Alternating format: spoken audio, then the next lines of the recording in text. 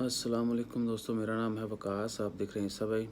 دوستو یہ خبر ہے تو کرونا سے ریلیٹڈ ہی عمان میں۔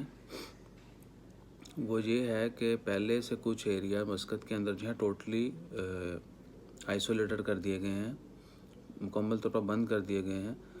تو اب ان میں ایک نیا ایریا انہوں نے شامل کیا ہے ریسنٹلی، وادی کبیر جو انڈسٹریل ایریا ہے، وہ سارا جو ہے وہ بند کرنے کا اعلان کیا ہے۔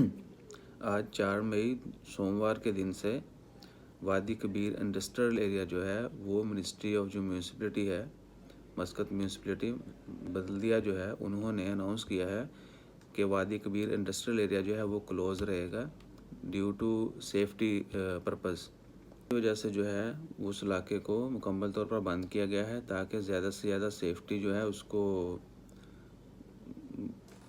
میکسیمائز کیا جائے، جتنا ممکن ہو سکے حفاظت کی جائے لوگوں کی کرونا کی وجہ سے۔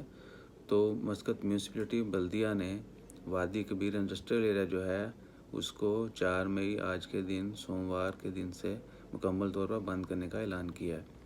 تو ابھی تک اس کا انہوں نے یہ نہیں کنفرم کیا کہ دوبارہ کب کھلے گا۔ تو جو ہی انشاءاللہ اگلی خبر آتی ہے ہم آپ سے شیئر کریں گے۔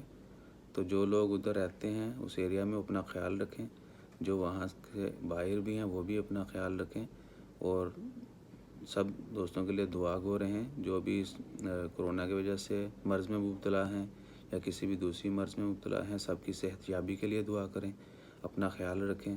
جزاک اللہ، اللہ حافظ۔